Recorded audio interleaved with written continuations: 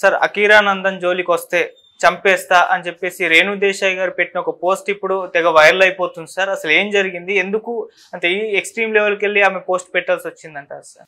మామూలుగా రేణు దేశాయ్ మీదని మనమే చాలా వీడియోలు చెప్పుకున్నాం. ఎందుకంటే ఆమెకు పవన్ కళ్యాణ్ ఫ్యాన్స్కు మధ్య ఒక ఆన్లైన్ వార్ జరుగుతూ ఉంటుంది. ఎప్పుడు ఆమెను వీళ్ళేదో కెలుగుతూ ఉంటారు, ఆమె దానికి అఫెండ్ అయిపోతుంది సీరియస్గా, ఆమె రియాక్షన్ కూడా సీరియస్గానే ఉంటుంది. వీళ్ళకి అది తెలుసు, వీళ్ళు ఇంకా కావాలని ఆమెను రెచ్చగొడుతూ ఉంటారు.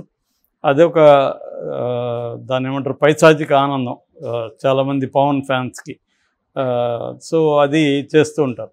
రియాక్ట్ కాకపోతే నిజానికి వాళ్ళు కెలకరు, కానీ ఈమెలో రియాక్ట్ అయ్యే స్వభావం ఉంది.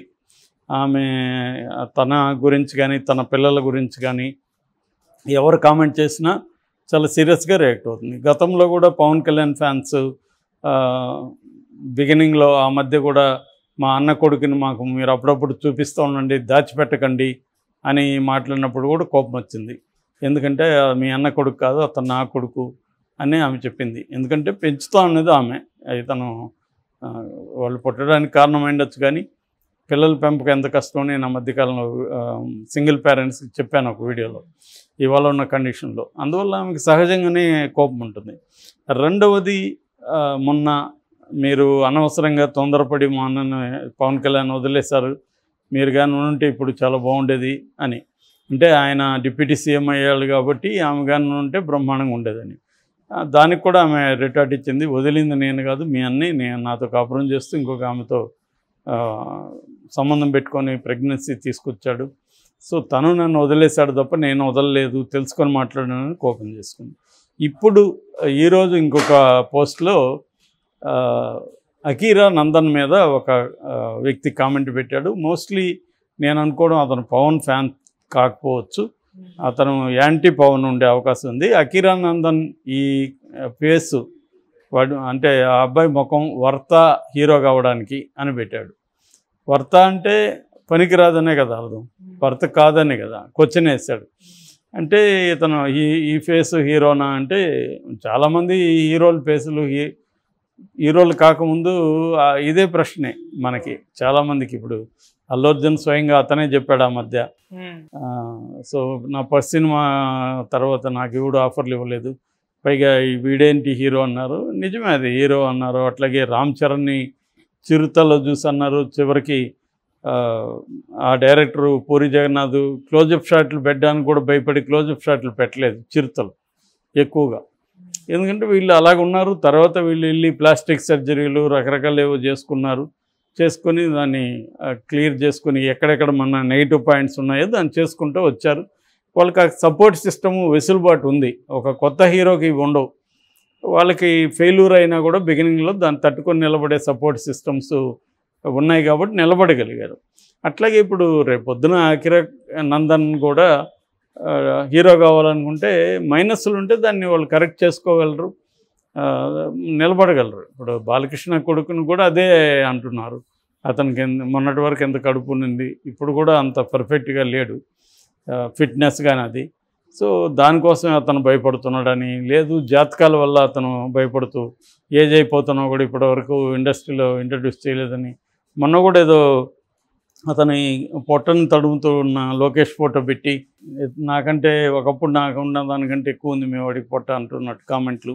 ఇవన్నీ సహజమే. నిజానికి ఒక పబ్లిక్ లైఫ్లో ఉన్నప్పుడు దాని రకరకాల రియాక్షన్స్ ఉంటాయి ఎవరికైనా. ఇప్పుడు మన వీడియోల కింద కూడా రకరకాల కామెంట్లు పెడుతుంటారు. దానికంతా మనం రియాక్ట్ అయ్యి ప్రతిదానికి సమాధానం ఇస్తా పోతే వాళ్ళకేమో ఇంకా లాగుతూనే ఉంటుంది.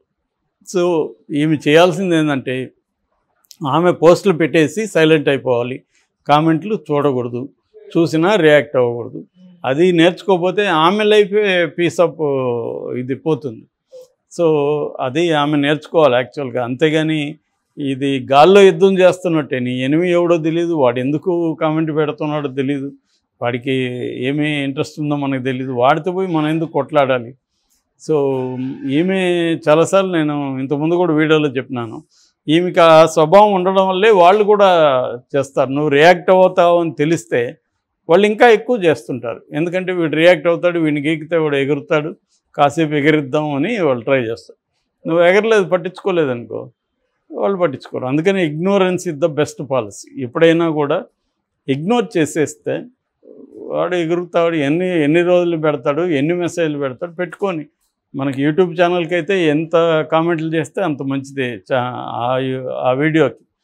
ఎందుకంటే కామెంట్లు ఇవన్నీ చేస్తూ ఉంటే అల్గోరిథం ఏమనుకుంటుందంటే ఈ వీడియోని ఎక్కువ మంది చూస్తున్నారు, బాగా ఇన్వాల్వ్ అవుతున్నారు, కామెంట్లు కూడా పెడుతున్నారు అనుకొని అది కామెంట్లు చదవదు. కానీ కామెంట్ పెడదు, అది ఇంకా పుష్ చేస్తుంది ఆ వీడియోని. కాబట్టి మనం తిట్టే వాళ్ళని ఆహ్వానించాలి, రండి తిట్టండి, మాకేం ఇబ్బంది లేదని. అలాగే ఈమె దీనికే ఇట్లంటే రేపొద్దున అతను హీరో అయితే నెగిటివ్ భయంకరంగా ఉంటుంది కదా. ఖచ్చితంగా పవన్ కళ్యాణ్ వ్యతిరేకులు ఉంటారు, వాళ్ళు కావాలని ఇది చేస్తారు. నిజంగా కూడా జెన్యున్గా కూడా అతనంటే నచ్చని వాళ్ళు, ఇతను హీరోలాగా లేడు కదా పవన్ కళ్యాణ్ లాగా అంటే, పవన్ కళ్యాణ్ ఒకప్పుడు కూడా అతను కూడా వచ్చినప్పుడు అలాగే కదా ఉన్నాడు. ఆ 2 ఫోటోలు పెట్టి కూడా కంపేర్ చేస్తున్నారు పవన్ ఫ్యాన్స్, అచ్చం అలాగే ఉన్నాడు.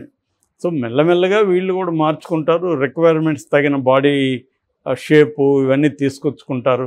వాళ్ళకి ఆ డబ్బు ఉంది, ఫెసిలిటీస్ ఉన్నాయి. ఇవాళ సైన్సు డెవలప్ అయింది, ప్లాస్టిక్ సర్జరీసు, రకరకాల ఎన్హాన్స్మెంటు, బ్యూటీ ఇవన్నీ పెరిగాయి.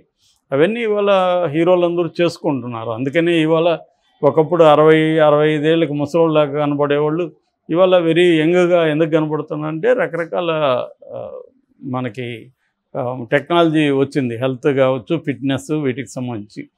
సో డబ్బులుండి నువ్వు ఖర్చు పెట్టి డిసిప్లైన్ ఉంటే నువ్వు మార్చుకోవచ్చు. కాబట్టి వాళ్ళు ఎవరో పెడితే ఈమె రెచ్చిపోవడం, ఈమెకి ఎప్పుడు కూడా ఇన్ని సంవత్సరాలలో ఎప్పుడు కూడా పవన్ కళ్యాణ్ ఆమెను సపోర్ట్ చేయలేదు. ఆమెను ఇబ్బంది పెడుతున్న ఫ్యాన్స్ని ఎప్పుడు కంట్రోల్ చేయలేదు పవన్ కళ్యాణ్. ఎందుకంటే ఫ్యాన్స్ని కంట్రోల్ చేస్తే వాళ్ళు ఎక్కడ హర్ట్ అవుతారో అట్టయితే మనకి ఇబ్బంది అని పవన్ కళ్యాణ్ హర్ట్ చేయదలుచుకోలేదు. సో ఇప్పుడైనా ఇప్పుడు అఖిరానందన్ కొడుకుని అన్నాడు కాబట్టి ఇతను ఏమన్నా అంటాడంటే అన్నాడు. ఎందుకంటే అతనికి తెలుసు ప్రతిదానికి మనం రియాక్ట్ అయితే ఇది జరుగుతూనే ఉంటుందని. అందుకని అతను సస్టైన్ అయ్యి 10-15 ఏళ్ళుగా అతను రాజకీయాల్లో ఉండి నిలబడి ఇవాళ డిప్యూటీ సీఎం అయ్యాడంటే అతను పాటించిన కొన్ని వాటి నుంచి ఆమె కూడా నేర్చుకోవాలి. అంటే ఇగ్నోర్ చేయాలి మనం, ప్రతి కామెంట్కి చేస్తున్నాడు. మోహన్ బాబు ఆ మధ్య అన్నాడు మురిగే ప్రతి కుక్కకి నేను సమాధానం చెప్పనని. అట్లాగే రజనీకాంత్ కూడా అన్నాడు ప్రతి ఊర్లో ఒక మురిగే కుక్క ఉంటుందని. సో అలాగా ఈమె కూడా అది వదిలేయాలి తప్ప ఇలా ఆక్రోశపడి ఆమె హెల్త్ పాడు ఖచ్చితంగా ఎఫెక్ట్ అవుతుంది. మనం కానీ ఎప్పుడు కామెంట్లని సీరియస్గా తీసుకోవడం మొదలు పెడితే మన మెంటల్ హెల్త్ అఫెక్ట్ అవుతుంది. మెంటల్ హెల్త్ అఫెక్ట్ అయితే ఫిజికల్ హెల్త్ కూడా అఫెక్ట్ అవుతుంది. కాబట్టి నెగిటివ్ బ్యాచ్ ఎక్కువే ఉంటారు సమాజంలో.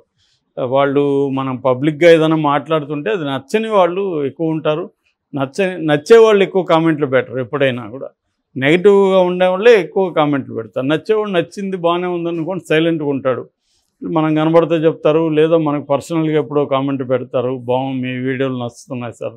కానీ నెగిటివ్ వాళ్ళు ఇమీడియట్గా పెడుతూనే ఉంటారు. వాళ్ళ మొత్తం హిస్టరీ చూస్తే ఒక్కోసారి ఎప్పుడైనా మొత్తం నెగిటివ్ కామెంట్సే ఉంటాయి, వాళ్ళకి అసలు పాజిటివ్ అనేది ఉండదు. అదే అతని ఇష్టం, ఆ స్వేచ్ఛ ఇప్పుడు మనకు ఉంది కాబట్టి పట్టించుకోవాల్సిన అవసరం లేదు. ఈమె కూడా అనవసరంగా పట్టించుకొని ఈమె ఆరోగ్యం దెబ్బతినడం, దానివల్ల పిల్లలతో కూడా ఇబ్బందులు వస్తాయి ఆమెకి. దీని ఎఫెక్ట్ ఖచ్చితంగా పిల్లల మీద పడుతుంది. సో అతను హీరో కావాలనుకుంటే ఆపేవాళ్ళు ఎవరు ఉండరు, అతనిలో ఆ మెటీరియల్ ఉంటే. లేనప్పుడు చాలా కష్టం. ఇప్పుడు మనం అఖిల్ని చూస్తున్నాము, అఖిల్ ఎక్కనేని ఎన్నెన్నో చేస్తున్నారు, అతను ఫిజికల్గా బాగున్నాడు, అన్నీ బాగున్నాయి, కానీ సక్సెస్ లేదు. సో కాబట్టి చెప్పలేము ఇదంతా కూడా. ఓన్లీ సపోర్ట్ సిస్టమ్ ఉంటే హీరో అయిపోలేరు, కొంతవరకు హెల్ప్ చేయగలరు, కానీ దాని తర్వాత